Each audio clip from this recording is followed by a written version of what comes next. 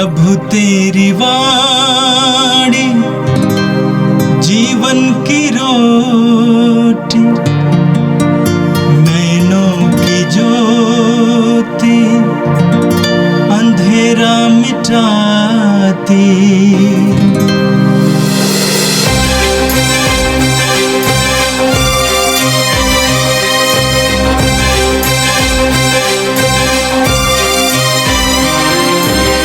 प्रभु तेरी वाणी जीवन की रोटी, नैनों की ज्योति अंधेरा मिटाती।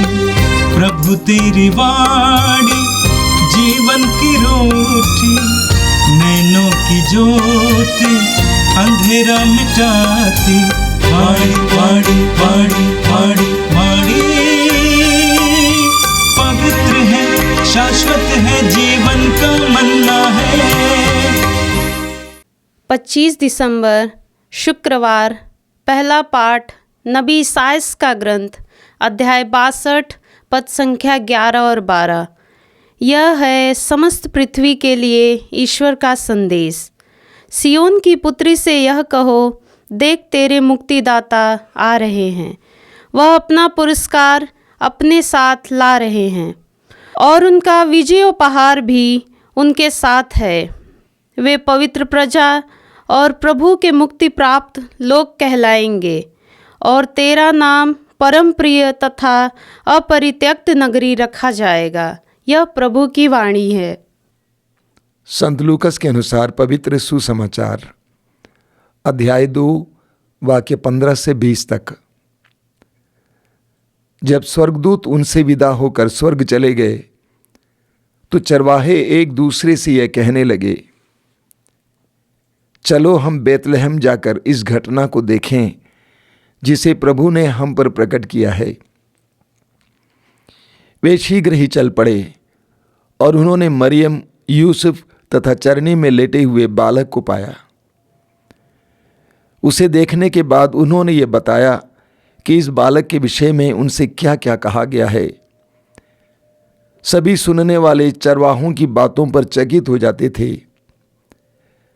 मरियम उन सब बातों को अपने हृदय में रखकर उन पर विचार किया करती थी।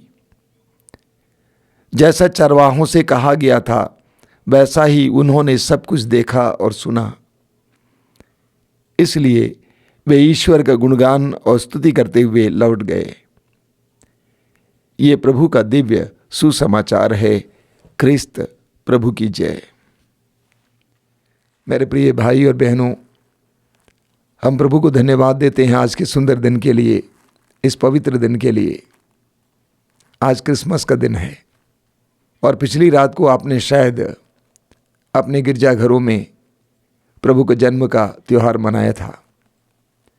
आज संसार भर में विश्वासी क्रिस्त भक्त मसीही लोग प्रभु यीशु का जन्मोत्सव मनाते हैं।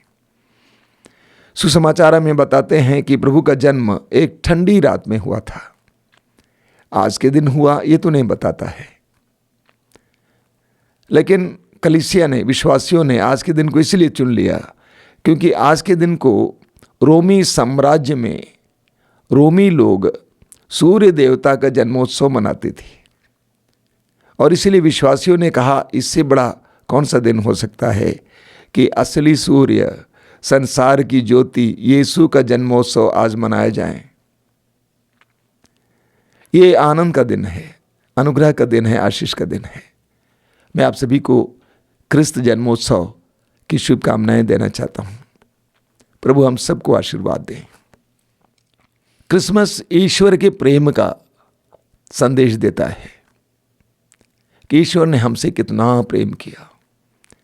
यूहन्ना के सुसमाचार के अध्याय 3 वाक्य 16 में हम पढ़ते हैं कि परमेश्वर से, इस संसार से इतना प्यार किया कि उसने उसके लिए अपने इकलौते पुत्र को अर्पित कर दिया, जिससे जो भी उसमें विश्वास करे उसका सर्वनाश न हो बल्कि उसे अनंत जीवन प्राप्त हो।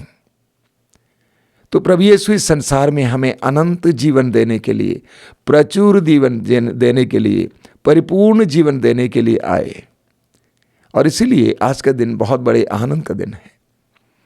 प्रभु यीशु इस संसार में मुक्तिदाता बनकर आए हम लूकास के सुसमाचार के अध्याय 2 वाक्य 11 में पढ़ते हैं, इसलिए वह हमारे लिए आनंद का विषय है कि मुक्तिदाता हमें बचाने वाला आया है।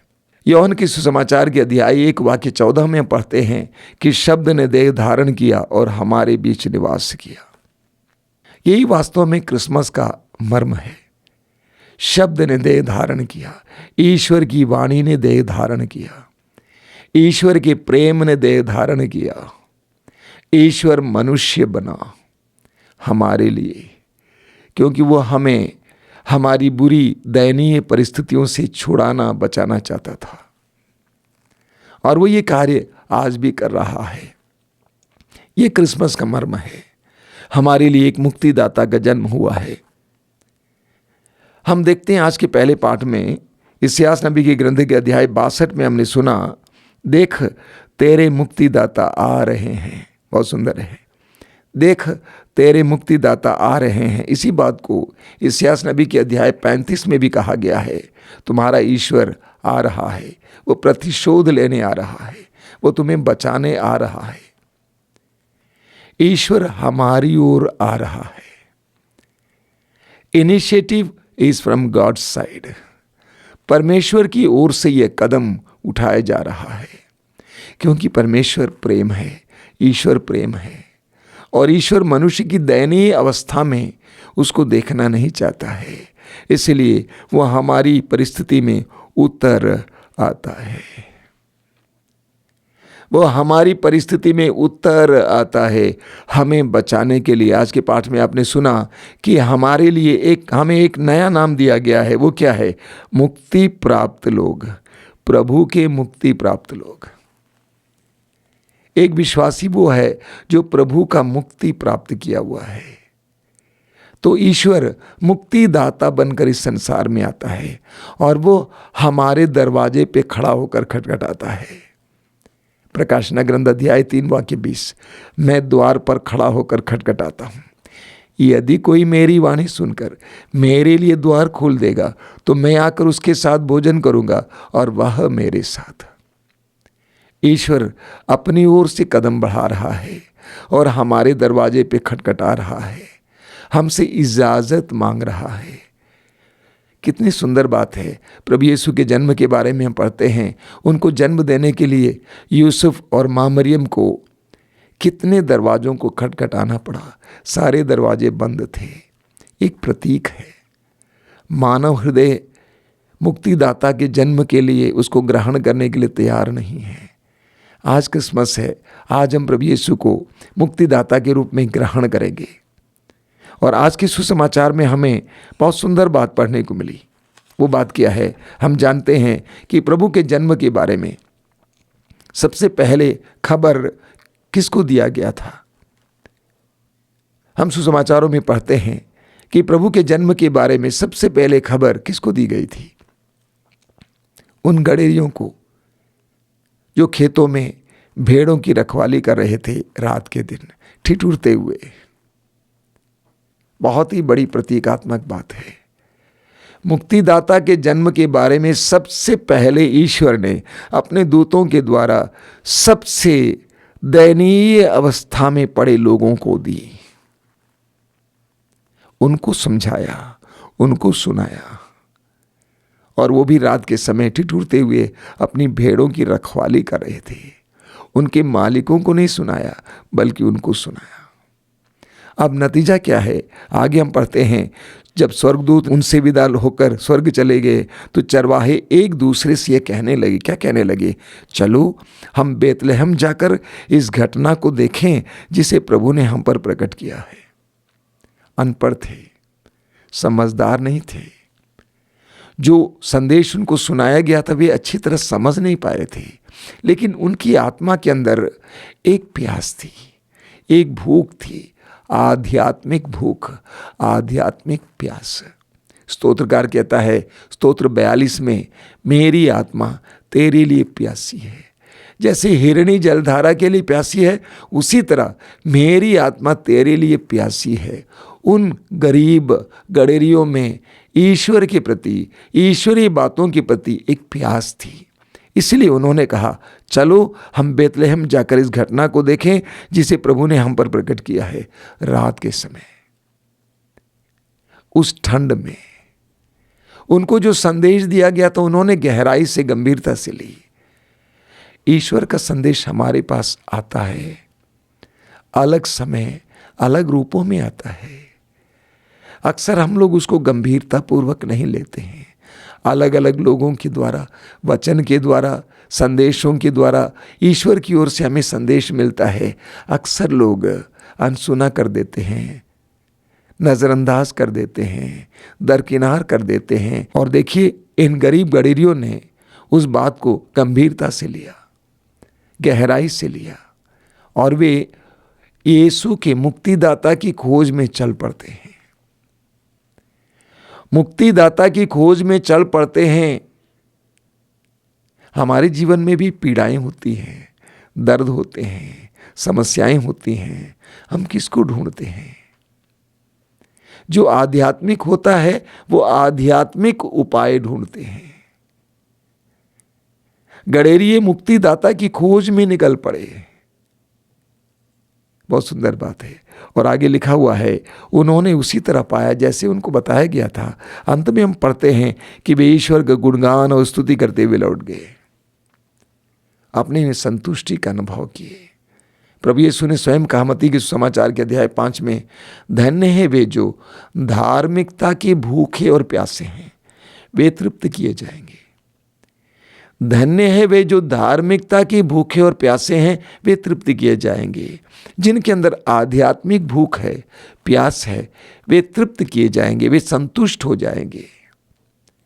हमारे अंदर आध्यात्मिक भूख और प्यास आएगी तो हमें संतुष्टि का भी एहसास होगा। इस दुनिया में जो सांसारिक चीज़ों के लिए भूखे और प्यासे हैं, वे कभी संतुष्ट होते ही नहीं हैं, असंतुष्ट रहते हैं, और ज़्यादा पाना चाहते हैं।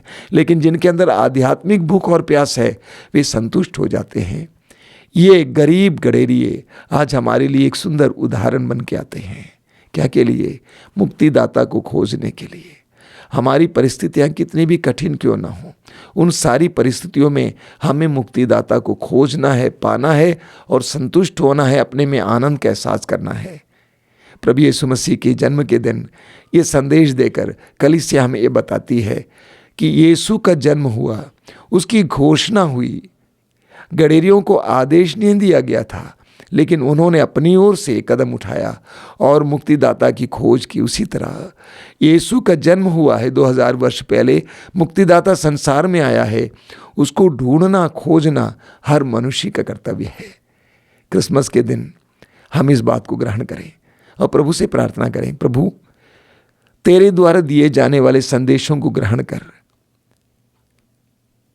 मैं तुझे खोज सकूं, तेरे पास आ सकूं, तेरे करीब आ जाऊं, क्योंकि तेरी करीबी में ही आनंद है, सच्चा आनंद है। स्तोत्रकार कहता है स्तोत्र 16 वाक्य 11 में कि तेरे सानिध्य में परिपूर्ण आनंद मिलता है। प्रभु के सानिध्य में परिपूर्ण आनंद मिलता है। क्रिसमस के दिन प्रभु अपनी उपस्थिति हमें प्रदान करें और हर समय हम प्रभु की उपस्थिति के लिए ललायित रहें। आंखें बंद कीजिए, प्रार्थना करें। प्रभु यीशु, आज तेरे जन्म का पर्व है। धन्यवाद देते हैं सुंदर और अनुग्रहपूर्ण दिन के लिए। प्रार्थना करते हैं हमारे हृदयों को हर समय तेरे सानिध्य के लिए ललायित रख। हर समय हमारे अंदर तेरी उपस्थिति खोजने, ढूंढने के लिए कृपा दे। तुझे पाने और तुझ में आनंद प्राप्त करने के लिए कृपा दे। जिस तरह उन गरीब गडेरियों ने तुझे पाया और वे आनंदित हुए, उसी तरह इस संसार के हर मनुष्य को जो दुखी है, अशांत है, बेचैन है, तुझे मुक्तिदाता को खोजने, पाने और आनंदित होने की कृपा दीजिए। हे प्रभु यीशु, इन वचनों को सुनने वाले मेरे भाई बहनों को अनुग्रहित कर, उनके एक एक पल को आशीर्वाद प्रदान कर। आज संपूर्ण दिन उनके लिए अनुग्रह का दिन हो, आशीष का दिन हो। हर प्रकार के बंधन से, हर प्रकार के रोग से इस पवित्र दिन में उनको छुटकारा मिले, चंगाई मिले। आमीन। प्रभु तेरी वाणी जीवन की रोटी, नैनों की ज्योति अंधेरा मिटाती। वाणी वाणी वाणी वाणी वाणी शाश्वत है जीवन का मन्ना है।